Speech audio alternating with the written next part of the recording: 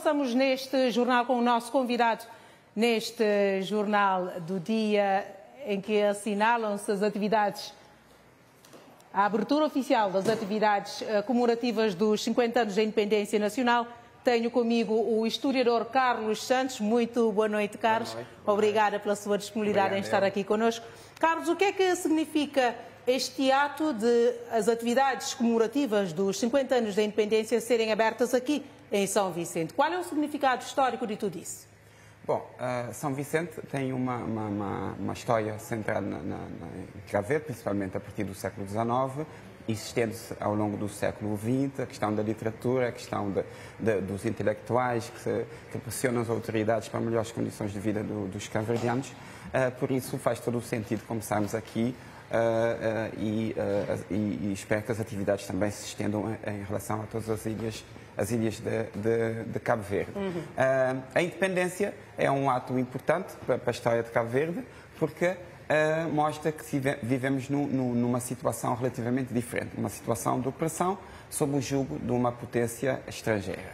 E lutávamos por uma situação concreta, nomeadamente melhores condições de vida, questões relacionadas com a educação. A dignidade mesmo. Exato, dignidade, questão relacionada com a vida humana, com melhores condições a nível da habitabilidade, e perguntámos, 50 anos de independência, se justificou de facto essa luta. Então. E podemos perceber que sim, no início da independência, em 1975, tínhamos, por exemplo, uma alta taxa de analfabetismo, 60% das pessoas, dos cabo-verdianos, não sabiam ler nem escrever, e passados 50 anos, hoje nós podemos dizer que praticamente toda a população cabo-verdiana sabe ler e escrever. A educação é tida, aliás, como um dos setores onde os ganhos foram mais expressivos. Exatamente. Só que a educação tem sido trabalhada muito numa questão quantitativa. Precisamos também olhar a educação no lado qualitativo. Este é o grande desafio. É um grande desafio, não só na educação, mas também a nível das outras áreas de desenvolvimento social em Cabo Verde. Porque, não obstante a proliferação de escolas básicas, liceais e mesmo universidades, o país tem hoje 10 universidades, ainda falta alguma coisa a nível da qualidade. Exato. Algumas arestas que têm de ser solucionadas, nomeadamente a satisfação dos professores. Fala-se muito na qualidade, na satisfação dos alunos, no bem-estar dos alunos, mas uma educação de qualidade, uma educação sustentável, é essencial que os professores estejam satisfeitos não só a nível do salário, mas também a nível de segurança, a nível dos recursos disponíveis para poderem lecionar convenientemente os conteúdos, a nível de relacionamento positivo que têm de partir desde a hierarquia do Ministério da Educação até outros setores dentro da área do Ministério da Educação. Existe um longo caminho que nós devemos fazer de forma a que a educação seja, de facto, a pedra angular no desenvolvimento de Cabo Verde. Há pessoas que criticam o currículo, o conteúdo do nosso sistema de ensino. Há muitas pessoas que dizem que ela precisa ser adaptada mais à nossa realidade. Carlos concorda com isso? Exato. Nós temos os manuais, por exemplo, são guias. Os manuais, os programas curriculares são guias para os professores. Aqui, provavelmente, temos de pensar no perfil do professor cabo-verdiano. Se o professor cabo-verdiano é um professor autónomo, se é um professor empreendedor, se é um professor que cria valor, que trabalha os valores sociais, valores ambientais nos nossos alunos, de modo a perceber se nós estamos num bom caminho ou não. Os conteúdos programáticos dos manuais dão ao professor esta liberdade de criar? Se nós formos ver, o manual é limitado a um conjunto de páginas, não é? Só que esses conjuntos de páginas irá depender da capacidade do professor em criar situações, porque se nós falamos, por exemplo, da história de São Vicente no século XIX, no século XX, falamos da independência, não teve o mesmo significado ou não teve o mesmo peso em todas as ilhas, em todas as regiões do país. Por isso o professor pode aqui descentralizar um pouco desse manual, sair um pouco dessa bolha que o manual cria do programa curricular e instruir os alunos em função à realidade social que ele está envolvido. Outro setor também que é muito elogiado pelo percurso que Cabo Verde fez nesses 50 anos é a saúde. Exato. Concorda? Exato, sem dúvida. No início tínhamos poucos hospitais, hoje temos dois hospitais regionais, aliás, assim, centrais, temos vários hospitais regionais, mas ainda falta um longo caminho a nível da educação. A propósito, a Afrosondagem publicou um relatório bem recentemente, nos últimos dias, que faz menção de que boa parte dos cabo-verdianos, mais de 70% dos cabo-verdianos, não está satisfeito com a educação. E temem ficar doentes porque podem não ter condições.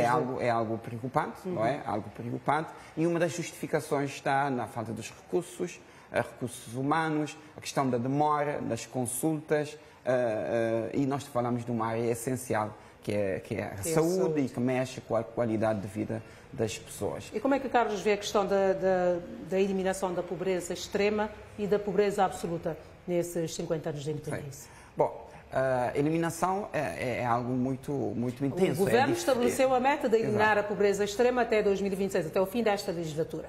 É uma meta altamente complexo. A plausível será numa perspectiva de que é o que nós queremos, não é? Aquilo que nós ambicionamos. Mas a realidade provavelmente será outra, porque temos países desenvolvidos que têm pessoas também que têm imensas carências e a realidade cabo-verdiana existe uma certa dependência. Inclusive o Ministro de Finanças mencionou essa preocupação recente que é essa hipótese de vermos eliminados o MCC.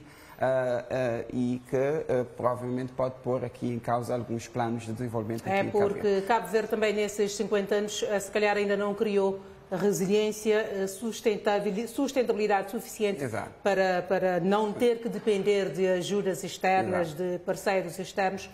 Isso é algo que poderíamos estar num patamar mais elevado ou nem por isso? Não tem dúvidas que poderíamos estar num ponto mais agradável, diria assim. Porque vivemos num clima de assistencialismo. O assistencialismo é uma herança colonial e que irá ganhar espaço no Cabo Verde independente, não é? Criamos programas, mas programas que não são suficientemente profundos a ponto de dar às pessoas uma certa autonomia, uma certa bagagem económica, de forma a que possam investir seriamente num projeto e que, a partir deste momento, conseguem ter uma certa independência em relação ao Estado. Mesmo não tendo os recursos naturais que alguns países africanos têm e que, porventura, podem não fazer melhor uso, Cabo Verde poderia estar num patamar melhor se tivéssemos aproveitado melhor os recursos que temos, solo, praia, mar, vento? Sim. Isso não é justificação para nós dizermos que estamos num país frágil, um país pobre. Sabemos que a nossa condição de país de pequeno Estado insular também afeta muito. Evidentemente não ajuda. Mas podemos aproveitar ou potenciar os recursos das ilhas. Cada ilha tem os seus recursos. Claro que temos um recurso maior, que é o nosso mar, né, que deve ser aproveitado. Curiosamente, na história tivemos uma má relação com o mar, não tiramos os frutos que podíamos tirar do mar, mas dizia então que cada ilha tem as suas potencialidades e que pode ser explorado pontualmente pelas câmaras municipais e com um acordo muito próximo com o Governo. Agora, Sim, continua. Aqui, quando nós falamos do Governo, falamos do Estado, convém referir que Cabo Verde criou esse sentimento que o Governo é que deve zelar pela democracia, pela estabilidade económica, pela estabilidade social e ambiental, mas tendo uma população humilde, tendo uma população com poucos recursos naturais, convém investir no capital humano. As próprias pessoas, através de associações, através de movimentos sociais, através das escolas, das universidades, têm de ser capazes de criar projetos para pressionar positivamente o Governo, pensando no seu desenvolvimento não imediato. Isso tem sido também um problema em Cabo Verde. Pensamos no imediato. Para além desse papel que as pessoas podem ter de influenciar uma melhor governação do país, concorda que também é preciso que houvesse pelo menos um pacto de governação para que não tenhamos que ter tantas rupturas a cada final de legislatura, com um novo começo que também, se calhar, prejudica o desenvolvimento. Exato, exato. É uma questão de algumas áreas que claro, precisariam claro, deste claro. pacto. Bom, eu vou começar aqui pelo fim, pelas promessas, não é? Pelas promessas nas campanhas.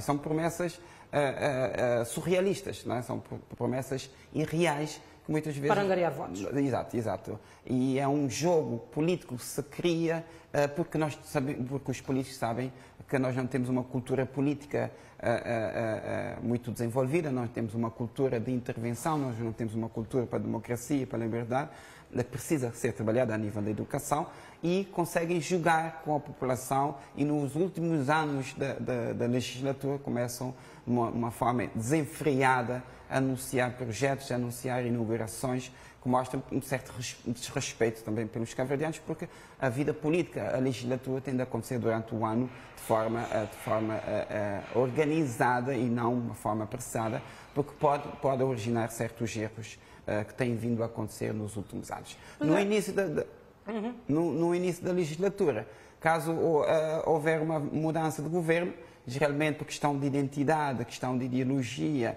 porque os cabo-verdianos não conseguem analisar de forma profunda os ganhos e os aspectos que convinham ser melhorados no mandato, o outro governo acaba muitas vezes por limpar ou tentar eliminar qualquer marca que foi positivo, não é? No passado recente. E às tantas nós temos de arrumar completamente a casa mais uma vez, a nível de recursos humanos, a nível de recursos financeiros, temos de cautelar esses pontos. Pegando nessa deixa de política, a questão da politização da sociedade, esses 50 anos da independência nacional, os cabo-verdianos evoluíram a nível de cidadania, no sentido de expressarem os seus sentimentos, de serem tolerantes ao contraditório, sem serem atrelados ao verde ou ao amarelo, já que a nossa sociedade é profundamente politizada. Sim, sim. Bom, se temos uma sociedade, como a Barros mencionou, politizada, aqui também temos de pensar que é consequência dos nossos políticos, não é? Qual é o perfil de político que nós temos? Temos que começar a pensar nisso seriamente, se nós queremos, de facto, um Cabo Verde melhor, um Cabo Verde mais desenvolvido e um Cabo Verde para todos. Eliminar, onde for possível, algumas injustiças sociais que têm vindo a acontecer durante os 50 anos da nossa independência. Nós temos de ver os políticos, um político que encara a sua ação estabelecendo uma prioridade. E a prioridade são os cabo-verdianos, num primeiro momento, apenas no segundo momento e no terceiro, são prioridades relacionadas com o partido e prioridades individuais. Porque é uma responsabilidade assumir a vida a ser deputado, ou ser um ministro, ou ser um presidente de Câmara aqui em Cabo Verde. Estas comemorações acontecem um pouco por todo o país, dividido em 3 fases, como dissemos no início da emissão especial que fizemos esta tarde, aqui em São Vicente, na praia e também, a encerrar na Ilha do Sal, sob o lema Cabo Verde, nos orgulho e nos riqueza. Como é que o Carlos prevê o desenvolvimento de Cabo Verde nos próximos 50 anos, tendo em atenção, sobretudo, a nossa juventude? Nos próximos 50 anos? Sim. Bom, eu tenho esperança que nós, daqui a 50 anos, a nossa vida esteja francamente melhor do que está a nível de saúde, a nível da educação, a nível de cultura, a nível de identidade, porque se queremos dar um passo importante rumo ao desenvolvimento, à sustentabilidade, temos de trabalhar a identidade, romper com alguns constrangimentos históricos, alguma indefinição das datas históricas, mais históricas do que políticas, são datas históricas e mais históricas do que políticas, trabalhar o lado humano. É essencial nós trabalharmos o lado humano. E o lado humano trabalha-se a partir de casa e a partir da escola. Não é? A sociedade também educa, muitas vezes a sociedade não consegue criar um equilíbrio, não é? Porque temos pessoas com várias ideologias, várias formas de pensar, e quem tem essa predisposição ou tem de assumir essa responsabilidade de equilibrar equilíbrios sociais é a escola e a própria família. Muito obrigada, Carlos Obrigado, Santos, por esta disponibilidade aqui no nosso jornal. Obrigada.